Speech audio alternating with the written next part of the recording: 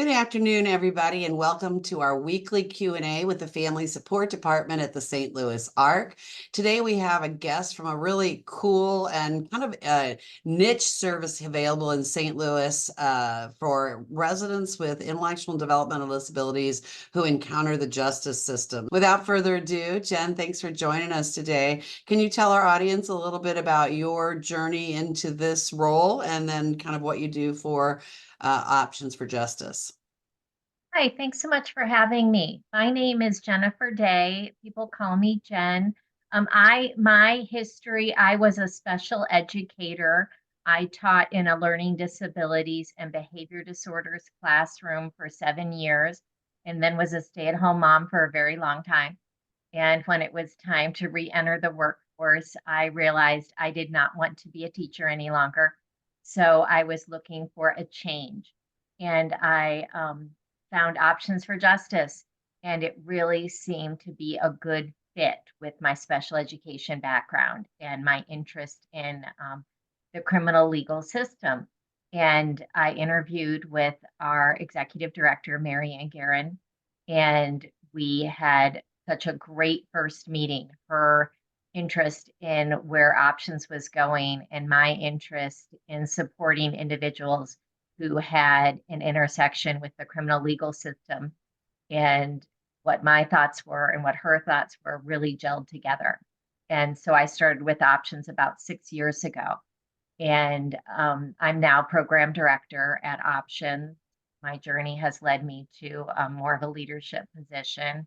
I still do case coordination there as well as program director.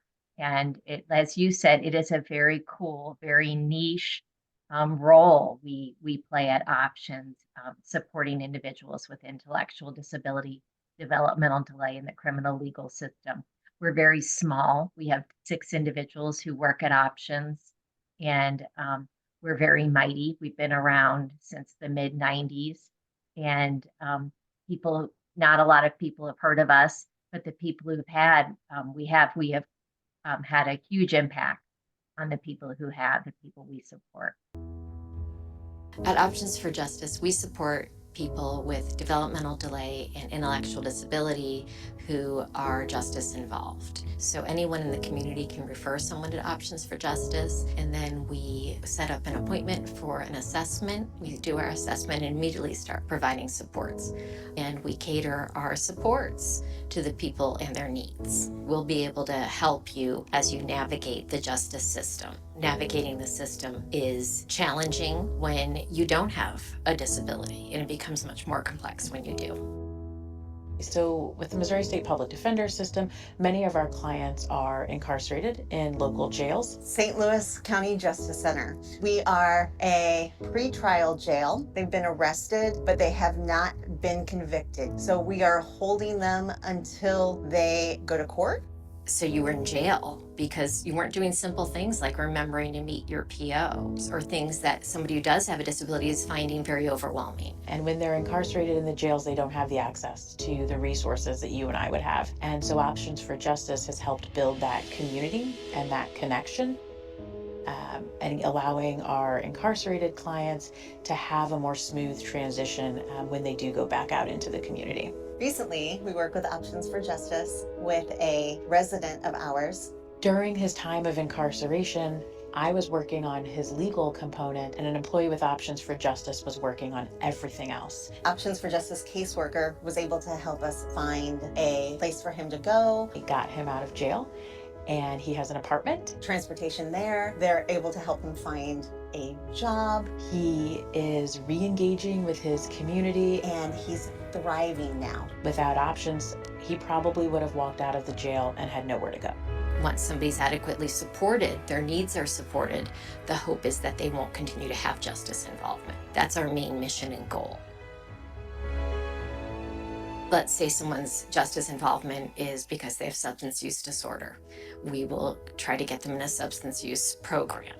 The mission is to divert offenders that have a substance abuse problem or a mental health problem, to divert them out of the normal criminal justice process and into treatment. Upon successful completion of the treatment, they will then avoid the heavy consequences of the criminal justice system. And Options for Justice has been a valuable partner in that they provide direct resources to our participants, specialized resources that we in our program are simply not qualified to give. That's how creative sometimes our supports are, and that's how tailored our supports are, but also how impactful our supports can be. We can help people keep on track, so they don't have to go to jail because they forgot to do something that seems very simple to us, so that their life is not impacted in a way that's devastating. So it's going to be complicated. We're going to need to partner with other organizations. And then of course we do have cases that we work on where there's risk for involvement with the criminal justice system, and what we can provide and what they need, that surpasses. And we need an agency like Options for Justice to be able to provide those necessary supports that we just are not equipped to do. We have a lot of great partner organizations we can collaborate with. These are people that the criminal justice system would have given up on many, many times over. If you don't quit on yourself, we won't quit, and Options for Justice won't quit on you either.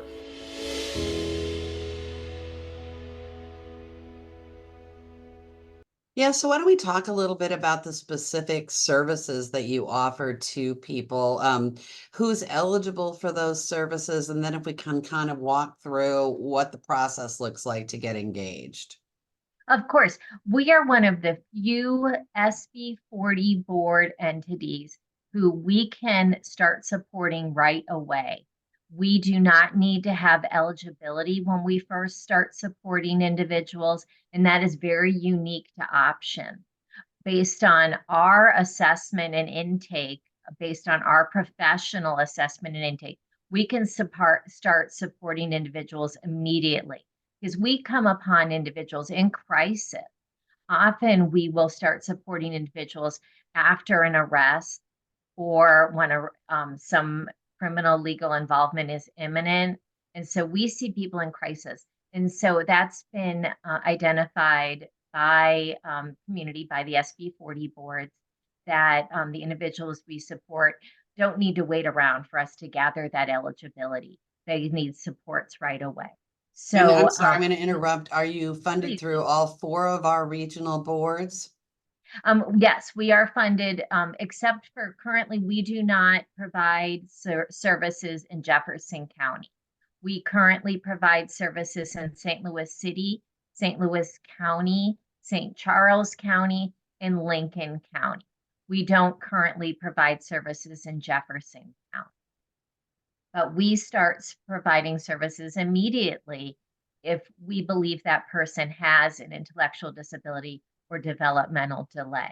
We do start as soon as we can. We start getting that eligibility documentation because we have 90 days to do it, and that 90 days can be difficult. So we start providing services immediately based on our assessment and intake, and those services can be very tailored to that individual depending on where they are in the criminal legal process. That may be in jail in one of the justice facilities, either in the city justice center, county justice center, St. Charles DOC, or in Troy jail. It may be their arrest may be they may be in danger of arrest, or they may be on probation or parole.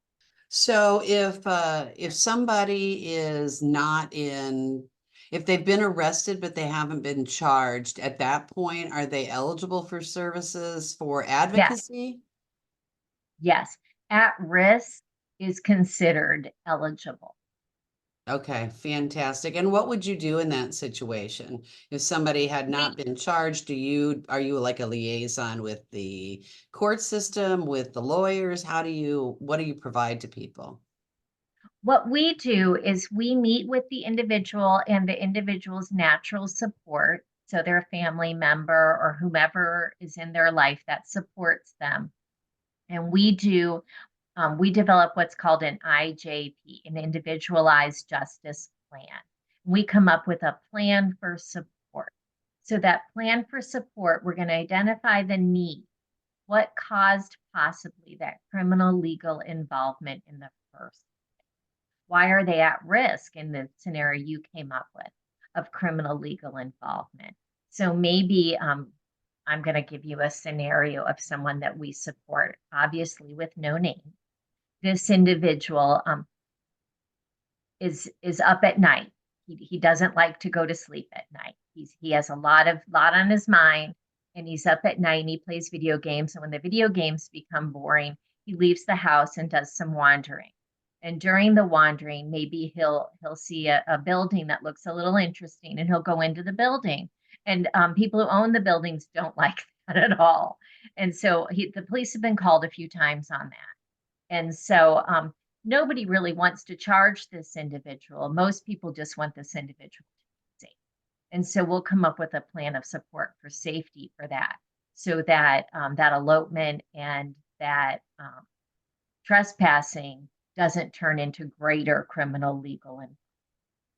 Yeah, I think this is sort of an maybe a situation some people are unaware of, but certainly in my role with family support, I have a lot of families that are fearful that somebody's going to get involved in the justice system because they wander at night, because their social skills are lacking and they can be Yeah. perceived as a stalker, because sometimes they have explosive anger that may Yeah. occur at an inappropriate time. So I think it's a much needed service. I was really delighted to see the video on your webpage. So I want to direct people to look at the webpage, because it was very informative to see how you were working on kind of both ends of the spectrum, that you were working with the individual and the family, but then you've got some relationships within the justice system. Can you talk about how you built those relationships up?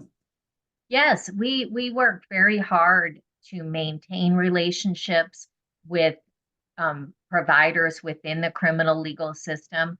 Just last week on Thursday, I taught a class. I do the academy teaching with their developmental delay teaching. We provide training to the public defenders program. We provide training to judges. We staff treatment courts. So we are there every week with treatment courts, so we can identify individuals who are in that program who may need extra supports as they navigate that program. People with intellectual disability and developmental delay are disproportionately represented in the criminal legal system for exactly the reasons you said earlier, and for a whole host of other reasons, one of which is poverty, and we know the other. And so we make sure that we're educating throughout that provider system. And so when people see someone struggling, maybe they can recognize that person's not struggling because they're not trying. That person maybe is struggling because they don't have literacy, or maybe that person is struggling because their executive function, keeping track of all these appointments they're supposed to keep track of, maybe needs some support. And so if we're not around to identify that person, maybe their PO, their probation officer, can identify them and then recommend them to our services. So we try to educate everyone within that provider delivery system, so that we're not the only eyes out there identifying people who need services. Because again, we're a very small team and we can't be everywhere at once. So we try to make sure our education is out there, providing it every step of the way. Very, very important work. Yeah, it's exciting to me, and it's exciting to me to see. I think that since your inception in 1990, you've expanded sort of the roles that you do play with people. Yes. I want to go back to that because we talked a little bit about kind of safety planning when you're in danger of being charged. At what point do you come in when someone's been arrested and maybe they're in a holding cell or they're gone to county jail?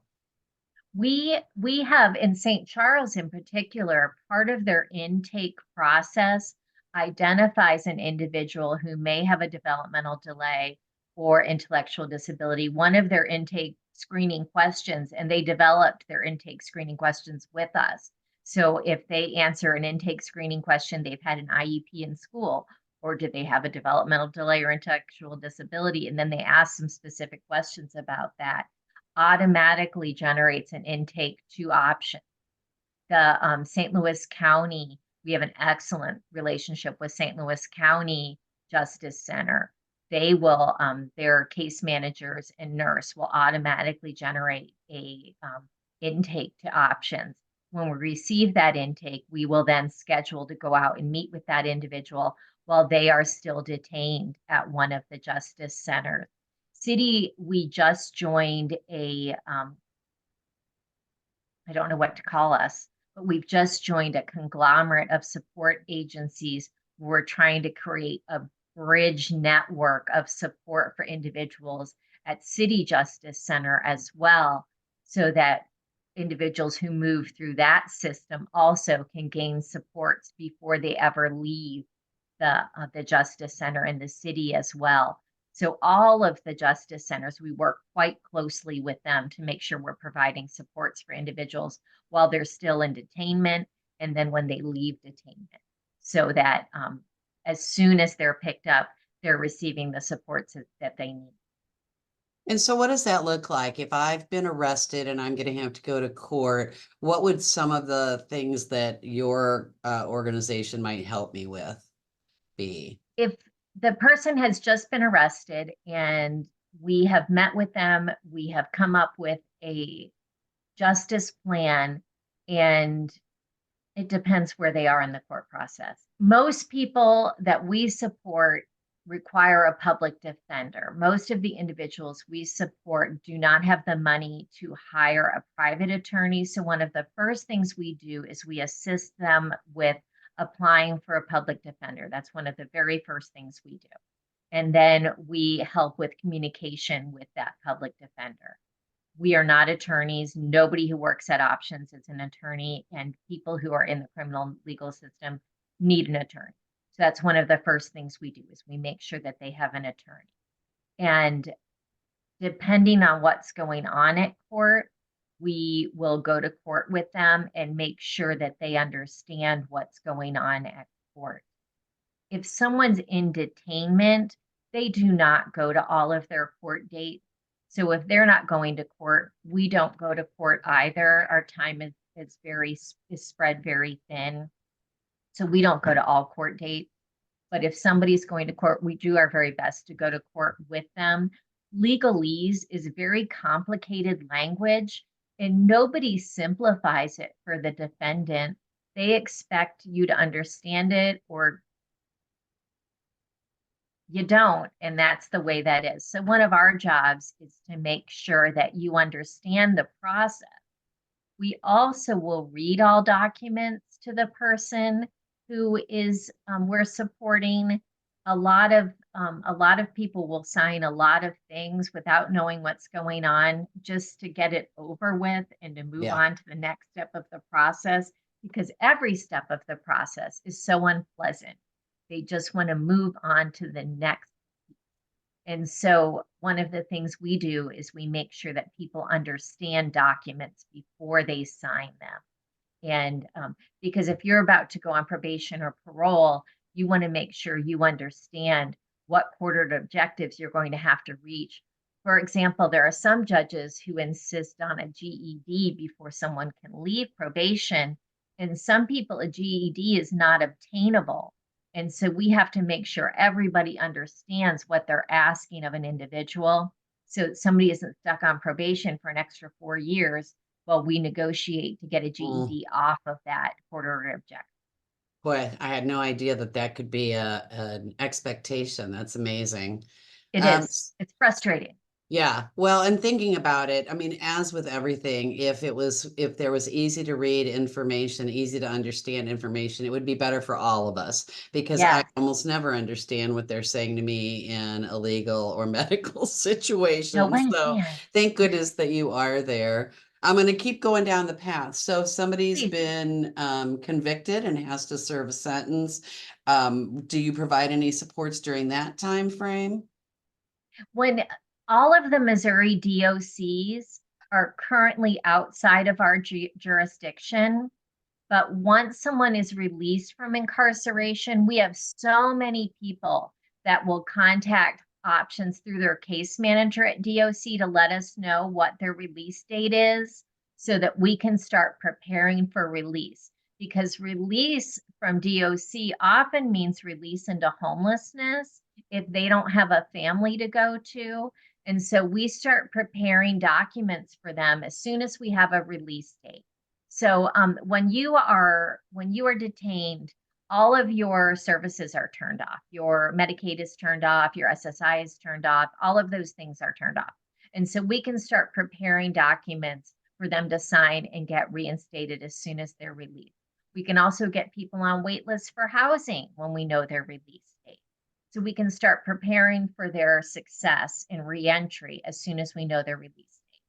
If someone is placed on probation, like if they get an SIS, suspended imposition of sentence, or SES, suspended execution of sentence, that means they're getting probation. One of the great things we do is support people through probation. We can be an intermediary between them and their probation officer. Often probation officers do not understand the significance of a lack of executive function. They think they've given a very easy to understand order to someone, and it is not. What they think is very simple. They want them to take a bus to this address, do this thing, and come back with it.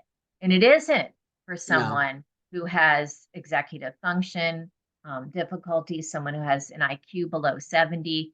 Those things become much more complicated. Absolutely. When you are dealing with someone with developmental delay or an intellectual disability.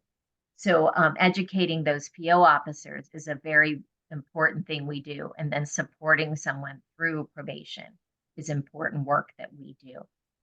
And so supporting someone through probation may be someone who is on SSI and their ordered objective is they have to have full-time employment. That's not going to work, but we can educate the probation officer why full-time employment doesn't work on SSI. Can we do community service instead? Can we work around that ordered objective? Beautiful.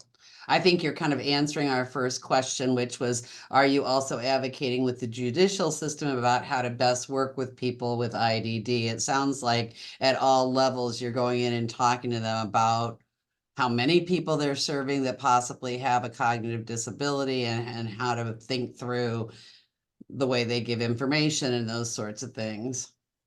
That's a daily challenge that we do, and problem solving is so important.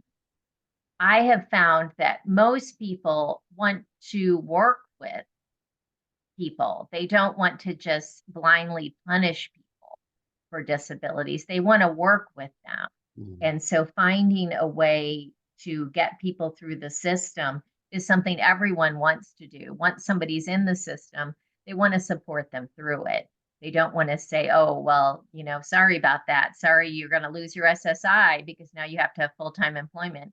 They know they're getting SSI for a reason, and full-time employment isn't going to be possible. And so we're just setting someone up to fail by having that expectation. And so us working together to find a solution for that is something everyone is happy to do. Really interesting. Another clarification question. When you are incarcerated, is your Medicaid frozen or is it actually canceled and you have to reapply? Medicaid is just frozen now. It used to be canceled. It's now frozen. It just takes a simple phone call to turn on. SSI is completely canceled. You have to completely reapply. Okay. And that's a challenge. Yeah, I think about how many people already have a challenge with housing, with employment, with eligibility benefits, and then you add having a criminal record onto it. It's just such a such a challenging population you work with. I do want to talk a little bit about preventative stuff. And, you know, in our field, we talk a lot about the school to prison pipeline. Is there any space for your team to work with schools and with other people in that kind of preventative space about how to keep people from going down the path to incarceration? There's a great organization now called Impact, and that is their job, and we're going to let them do that because our hands are quite full with what we do. So we're going to let Impact do their good work. FACT also does a lot of work in that area.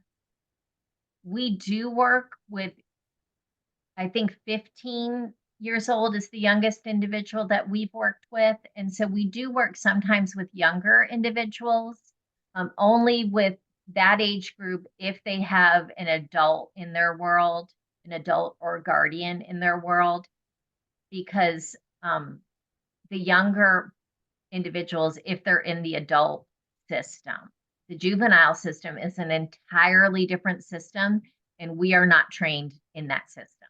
So we would not Okay. be good advocates within that. And is there any kind of sister organization that would be a good organization that you refer to? Unfortunately, no. We are the Okay. only organization of our kind. That's in what I this area. thought. Okay, well, more work to do, as they Yes. say. Always, isn't there? Yes, there is. I think you're blowing people's minds. Some of the comments are like, oh my God, it never even occurred to me that you would lose benefits. So some of the things that you're dealing with regularly are things that we're just not very familiar with. And I think we all walk through the door with our own preconceived ideas about who this is that's going into the justice system. But having now been in the role I am for a number of years, it's everyone. There's all It's kinds of everyone, yes. people that make one mistake and then they go down this path, and it's really hard to stop the ball from rolling down the hill. So I'm so It blows glad my you all mind are every day, there. Sharon. You know, one of our primary audiences for this are family members. And so is there any advice you would give to a family member if they are having concerns about their family members' choices that they're making that have disabilities? That person that keeps leaving the home in the middle of the night, that person who, you know, is taking money when they are out in public, or whatever it might be. What would you recommend to them? I would recommend taking it seriously. Don't hope it goes away, because things don't usually just go away on their own. I wish it did. I would take advantage of educational opportunities that come your way, especially opportunities like consent and boundary education. I know that I forget, it's a shocking statistic. It's 80 or 90% of individuals experience a consent or boundary violation. People with developmental delay or intellectual disability, 80 or 90% experience a consent or boundary violation by the time they're 18. And that same number also can exhibit a consent or boundary violation, and that can turn into a criminal charge. And so please take advantage of educational opportunities that come your way, because problems don't go away on their own. And when problems that you think may be small can become quite large very quickly. And once, as you said, once it starts down the hill, it can really start rolling quickly. And that's terrifying. And so education is a beautiful thing. So please take advantage of that. And you may think of your child as, you know, this wonderful 22-year-old being, but somebody else will see them as a full-grown adult. And that, again, can be a very scary thing. And so take advantage of education when it comes your way, and all the educational opportunities that you can. Please take advantage of those That's and take it seriously. excellent, excellent advice. I'm just going to say, for those of you that aren't aware, we work really closely with the YWCA on their SHADE program, which is Sexuality and Healthy Relationships, helping people to understand about consent and boundaries and creating positive relationships in their lives that are going to be helpful and nurturing. So that's one way that people can kind of build that skill set. And I would also say that if you have a family member who's got got behaviors that are really causing a potential danger to self or others, that is totally justification for funding through some funding entities. So do reach out to us. Let us help you brainstorm about how you can get access to counseling, access to behavioral therapy, whatever that might help move that bar so that person develops the skills on what to do when I'm bored in the middle of the night, because that's really going And to make a sometimes huge even difference. adaptive equipment, like a lock on the door that they can't Yeah. access. Sometimes it may even come down to something like that. Well, and Because sometimes it's an Alexa that you can have play your favorite music at midnight. yes, We had that happen with somebody, and it really changed their need to get up and leave because they entertain themselves with this piece of equipment. So many different Karen, ways to that's approach it. exactly what we did with the young man who was eloping in the middle of the night. He needed to move, and so he plays music now and dances. That's exactly. So much better than ending up in a jail cell. I love that. Yes. Yeah, I think that I love the fact that you said don't pretend it's going to go away. Problem solve about it, and if you're stuck, get some other people to help you problem solve, whether it's the ARC or if you want to call somebody else in your circle of support. There's somebody out there that's going to have another idea. So looks like we've got one question that's popped up. Oh, any other success stories? Our audience wants to ask you the same thing I wanted to ask you. Is there anything that you're really proud of, a success story that you felt was really creative or where you worked really hard? Oh my gosh, we have so many success stories because we are our team, we are creative, and if we can't come up with something, we will put our heads together and come up with it together. But we have one person, we all love him, and he was, we feel a terrible injustice done to him, but he, due to his autism, he had a meltdown in public, and he was seen as an adult who was having anger issues, which wasn't what happened. But he was arrested and he was detained at the St. Louis County Justice Center. And because where he had his meltdown was in front of his home, they wouldn't let him go back there. So we had to come up with alternative housing for him. And it was a challenge, but we made it happen. His mom during this time unfortunately passed away from breast cancer. It was awful. But in the end, he's now staying in community. He has a wonderful support staff. He is thriving. He was started off in just the worst position you could possibly imagine, and now is just doing beautifully and is could not be supported with a better team of people. His support staff is just the most caring, wonderful group of people, and partnering agencies like Independence Center, St. Patrick's Center, just this whole group of community partner agencies came together and came up with this great plan for this individual. And we are so proud of his story. So yes, there, in spite of the criminal legal system sometimes being vast and scary, we will come up with a plan and find a path to success. All right. Thank you so much. There you go, everybody. We've got a really unusual, fantastic resource in our region. Please take advantage of it. I hope you never need it, but if you do, it's here. Thank you, Jen. Thanks for having me, Sharon.